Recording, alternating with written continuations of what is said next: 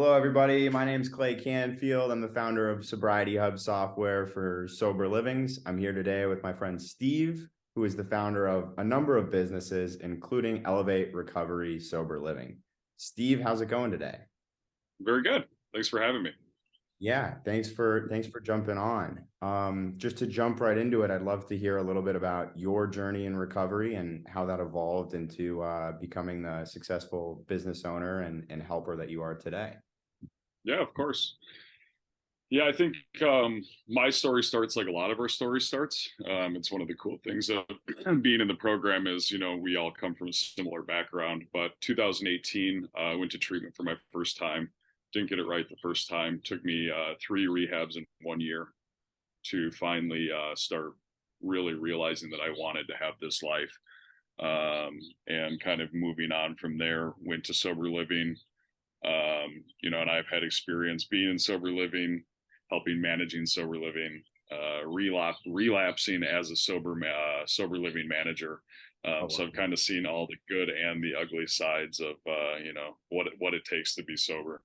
Um, and From there, things just kind of grew and grew and grew. I ended up getting involved with a construction company. We're primarily a roofing company, and helping grow that business over the last 5 years into a really great company that um, supports people in recovery, to help them to not just find a get well job, but be able to find them a career to be able to help them find purpose and long term sobriety.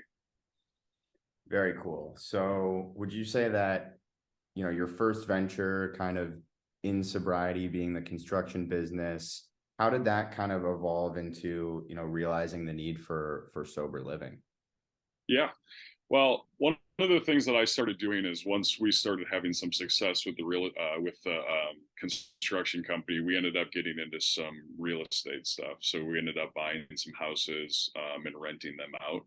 And so as I was starting to rent out more and more houses, I started getting kind of this whisper in my ear for several years about, you really need to get into sober living. You already have the houses. Hey, do you have this house for rent? Hey, I'm trying to open up the sober living house. Do you have this house for rent? Is that house for rent?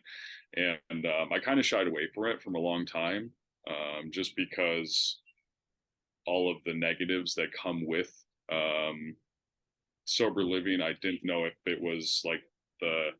I didn't know if it was the direction that I wanted to head. I didn't know if that's where I wanted to put my time and energy at the time. And It probably took me about 3 years of people kind of whispering in my ear of like, hey, this is really needed. This is really necessary. And one of the things that I realized is that most sober living companies that I'm aware of, or that I know in my area in Austin, Texas, um, they get into sober living with the idea of, hey, I'm going to go rent this house. We're going to rent out beds. It's going to be this really great thing. And what people don't have is the experience of not only being a business owner, but also being a real estate investor. And so what they end up doing is they end up renting a house from somebody for either too much money, too expensive, or the landlord kind of catches wind of, hey, these guys are charging $1,200 a bed. You need to raise their rent. And what I continually saw is a problem with sober living houses in my area being too expensive because of the fundamentals of how the business was operated from the get-go. Basically was not structured in a correct way. All of a sudden someone rents a house, it's $2,500 a month. The landlord jacks up to $5,000 a month because they figure out what they're doing that. And in turn, all those costs end up getting passed to people in early sobriety, which I felt like was playing a negative effect on people in sobriety trying to get sober because sober living was so expensive. Right on. So would you suggest kind of overarchingly that, if you're trying to get into the business, it's better to own than to rent, right? Of course, How do you 100%. how do you reconcile that with, sometimes people getting into the business don't have the capital to support an investment like that, or maybe don't have the best credit scores? Is it better to not start a sober living until you can afford it, or to start by renting? Maybe. Yeah, Okay. maybe it's not. And here's why: is because people with the best of intentions coming into a situation we all know that we've seen friends and other people, and maybe even ourselves, that are good people that get put into stressful situations and all of a sudden don't make the most integrity based decisions. Hmm. So if you find someone who decides to go full time into sober living, going rent something, doesn't have a financial backing, and then all of a sudden they're faced with, I don't make money unless I have full house. All of a sudden they start accepting people into sober living who aren't 30 days sober, who start turning a blind eye to someone who fails a drug test, who starts doing things that wouldn't necessarily line up with my core values of my business. And I've always said that I would rather have empty beds than problems. Um, but I'm also in a position to be able to do that. So, like, you're asking me, should someone open a business who isn't in a position to open a business? Probably not.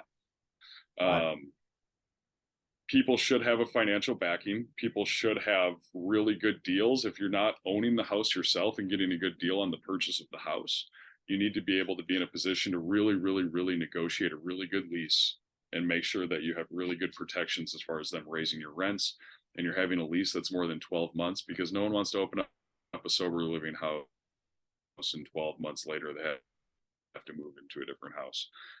That's not good for the guys in sober living who are trying to look for stability and trying to live somewhere for 5 months, 6 months, 12 months, and trying to get sober for long periods of time.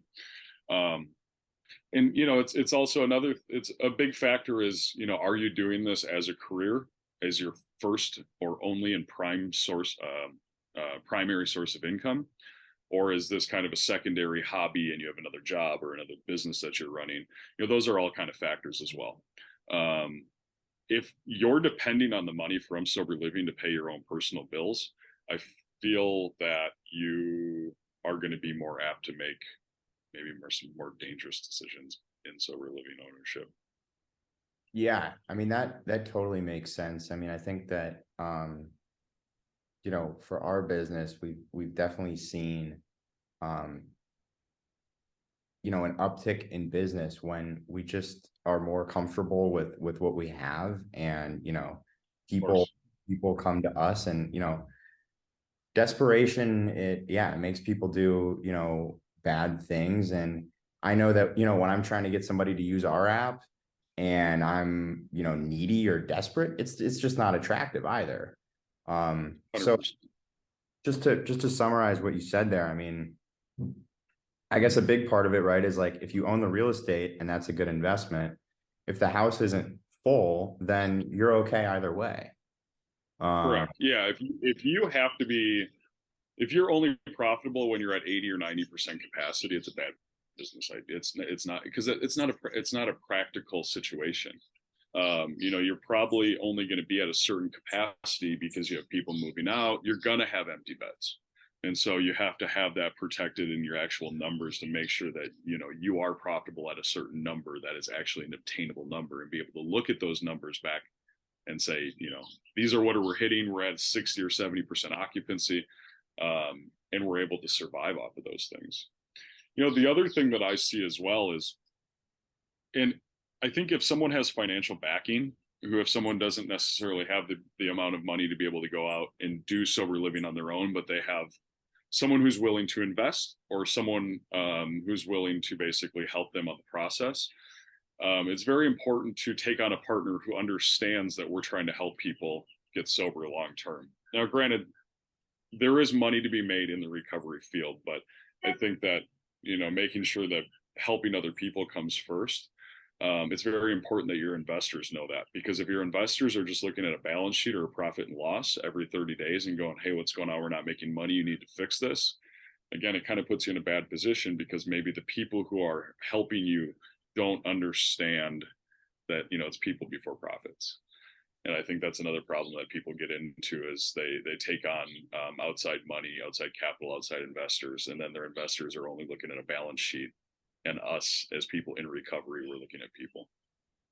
yeah, it's so funny. It seems like the more successful and the more content owners that I talk to all kind of share that message. And it's funny, it's like that unintended consequence of doing the right thing is that the profits come later, because in this field people can smell it, right? I mean, they know your intentions hopefully ultimately become exposed and, rewarded if they're good and not if they're bad. So in terms of like just specifically, what are like kind of some of the key differentiators of your house, the rules that you have and kind of your no compromise guidelines on, drug tests and what flies and what doesn't? Sure. Our concept, and again, it's it's a little bit different of a situation for me because again, I do operate a construction company. So Right. it's very, very easy for us to come in and remodel houses. So elevates policy and a kind of our goal is to provide a luxury sober living feel for an affordable price. So we like to have houses that are a little bit nicer than our competition for a little bit cheaper than our competition. That's kind of our goal. And so if you go into our houses, they're remodeled, it's new bathrooms, new kitchens, tile, it's a nice feel. We want people to be proud of the place that they put their head and not be renting a bed for weekly amounts of money and, have questionable areas or questionable circumstances.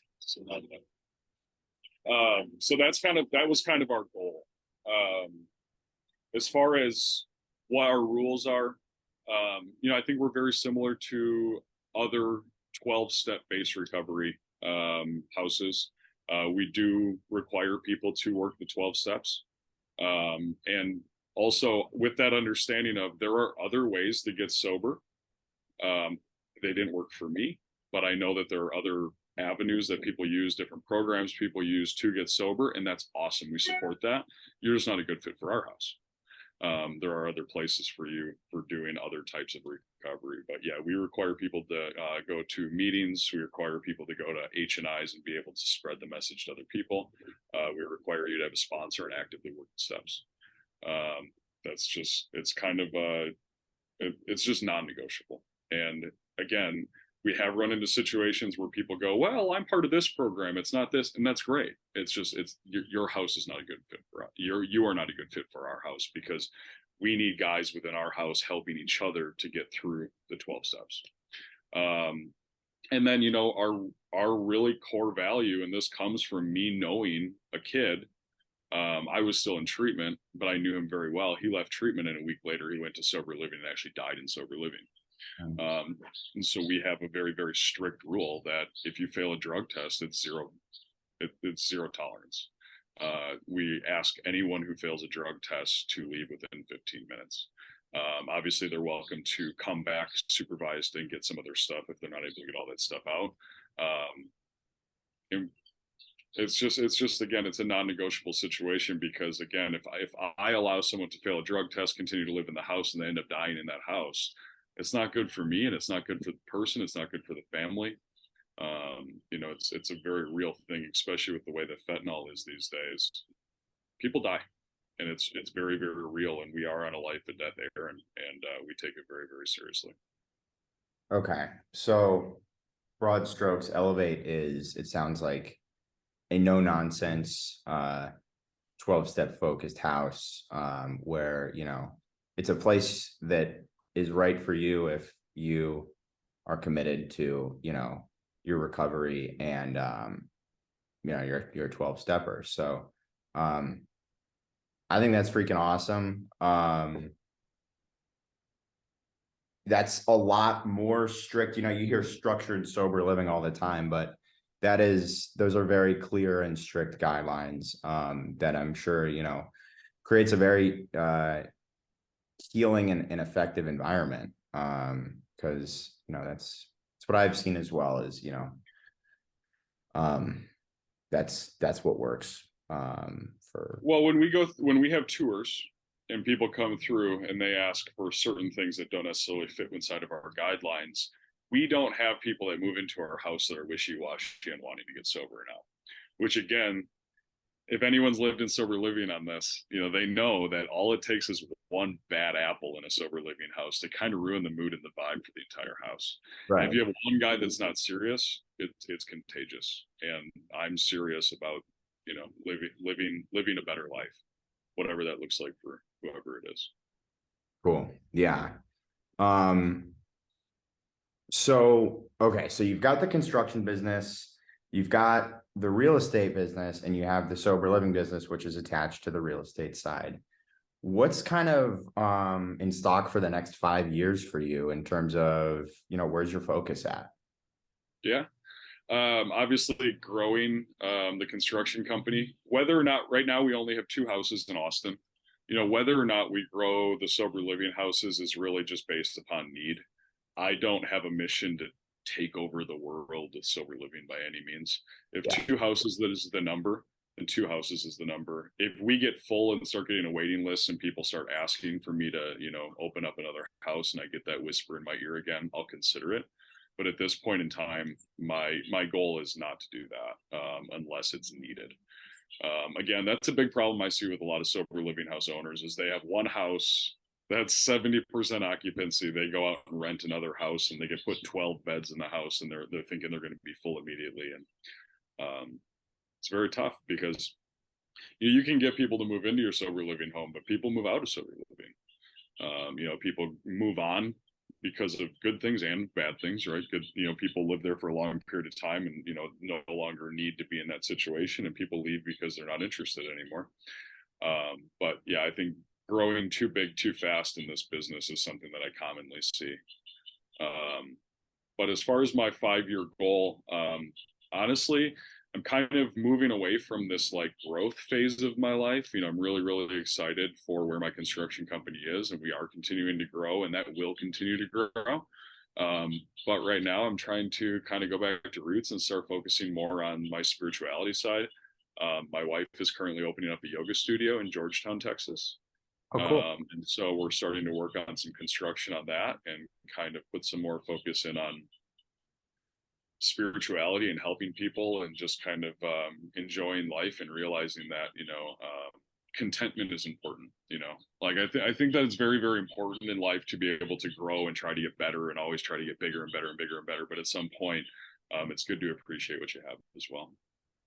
Yeah. Yeah. No, I mean, that's personally nice for me to hear because I get, I wake up and I'm, let's get bigger and better. And, I think a lot of people have that mindset, especially addicts in recovery, right? Of Like course. more, bigger, bigger, bigger. Of Uh, course. so that's nice that you're transitioning to kind of a more of a chillaxed state. So last question. I know that John and Brittany, who work at Elevate, have been utilizing our web app, Sobriety Hub. Yeah. And I was wondering just like how that's going, what your experience has been with the app. Yeah.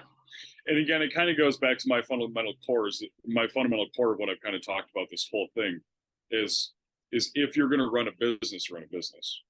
And well run businesses and businesses that are profitable are organized. They have to be. You have to have SOPs, procedures within the company to make sure that when this happens, this happens. When this happens, this happens, right? And there's consistency. And so Sobriety Hub has been a really big help for us because I'm able to pick up my phone and see everything where it's at. I'm able to communicate with the house managers, know how people are doing, get an idea as far as how many beds are open in this house, how many beds are open in this house. So I don't always take admissions calls, but if I get a phone call and someone needs to move into sober living, I'm able to see on my phone, hey, there's a bed open here, there's a bed open here. It's just, it kind of goes down to the fundamental, like what I said, is being organized is so imperative in any business. In this business specifically, when you have a lot of moving parts of people moving in and out a lot of times, Yeah. it's just really nice to be able to have that information at a touch of a finger because again, things change. Everything's so fluid in the business. We'll have 3 people move in one week and then we'll have 3 people move out the next week. Not always, but it does happen. And so it's nice to be able to just have that kind of information on a fingertip. The other thing that gives me a little bit of peace of mind too is I have information on everyone in the house. So if anything does happen, I have emergency contact information. I'm able to know a lot of different things about the person who's in a situation. If someone someone's not doing what they're supposed to be able to do, I'm able to look in the notes and be able to see how they've showed up, have they done their chore, that kind of stuff. And it's just too much information to give from the house manager to me and constantly get a very, very clear picture of what's going on, because I can't keep track of 17 people's progress just in my head all the time. Right. So it gives me one place to be able to actually see, like, how is this person showing up? Yeah. That's great. Yeah, I'm glad that you guys have been utilizing the tool and getting some of that organizational value out of it. Um, Before we close, is there anybody you'd like to shout out that's helped you kind of go from, the guy who was in 3 treatment centers to the guy who's running 3 businesses? Yeah, I mean, there's a lot of people I'd like to shout out to. Obviously, my family for always supporting me. Um, everyone on my team. I couldn't do anything that I do without my team. Without my team, I'm nothing. And so anyone who's involved with any of things that I do, big shout out to Robert White for being there for me. He was a very, very instrumental part of me getting sober and staying sober to this day. Um, you know, um, I'm sure I'm missing a ton of people, but basically anyone who's been involved with me over the last 5 years. But, and also to you guys have been super, super helpful for us. And, I think one thing that is one of the coolest parts of Sobriety Hub too is how affordable it is. I think it's accessible to anyone at any range. And I don't think that what y'all are doing is anything where someone needs to be like, well, if I save up for this, then I can afford to do this, right? I think it's accessible. And I think your mission meets with my mission a lot of, how do we save money as business owners to be able to pass that down to people in early recovery to make it easier for them? Absolutely. Yeah, that's key. Well, thank you so much, Steve. It was great to talk with you today, and thanks for joining. Yeah, thanks for having me. Appreciate it.